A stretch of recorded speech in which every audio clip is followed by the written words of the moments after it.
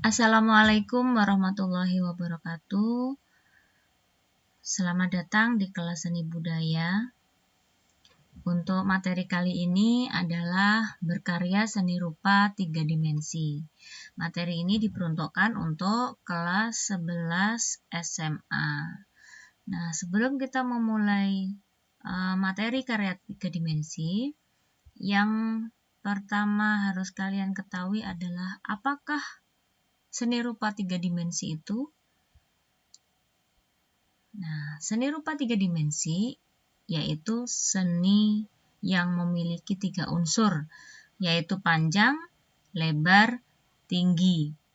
Nah, selain itu juga memiliki ruang, volume, atau isi yang dapat dilihat dari berbagai arah. Nah, selain berbeda dalam hal dimensi, seni rupa 2 dimensi dan 3 dimensi juga berbeda dalam hal pembuatan. Contohnya lukisan dan gambar dengan patung dan guci. Contohnya adalah ini contoh dari lukisan. Kemudian ini juga bagian dari 2 dimensi. Dan yang ini adalah patung, contoh dari karya 3 dimensi. Ini adalah guci yang merupakan contoh dari rupa 3 dimensi. Oke, selanjutnya tema dan nilai estetis karya seni rupa 3 dimensi. Menurut Delianji, tema sebagai ide pokok yang dipersoalkan dalam karya seni. Ide pokok suatu karya seni dapat dipahami atau dikenal melalui pemilihan subject matter, yaitu pokok soal, dan judul karyanya. Nah, yang pertama, hubungan manusia dengan dirinya sendiri. Menggunakan dirinya sendiri sebagai objek perwujudan ungkapan cita rasa keindahan. Misalnya, karya patung atau lukisan yang bertema potret diri.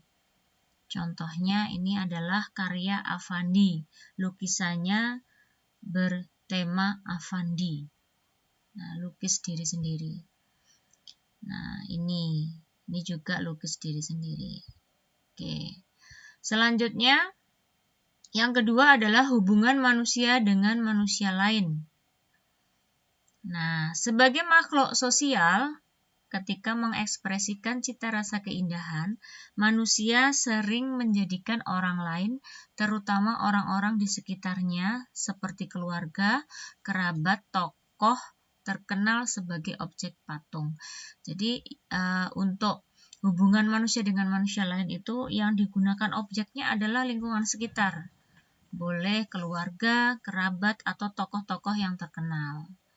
Nah, contohnya ini adalah potret lukis keluarga untuk 2 dimensinya. Ya. Nah, yang ketiga adalah hubungan manusia dengan alam sekitar. Nah, karya seni rupa yang bertemakan alam sekitar dapat juga digunakan untuk mengekspresikan betapa besar kuasa Tuhan yang diwujudkan dalam bentuk patung flora atau fauna. Ini contoh patung flora, tumbuhan. Ya. Selanjutnya yang keempat adalah hubungan manusia dengan kegiatannya. Kira-kira seperti apa? Beragam profesi atau kegiatan yang dilakukan oleh manusia juga dapat dijadikan tema dalam membuat karya 3 dimensi. Misalnya, orang yang sedang membaca, menulis, bernyanyi, atau melakukan suatu aktivitas tertentu.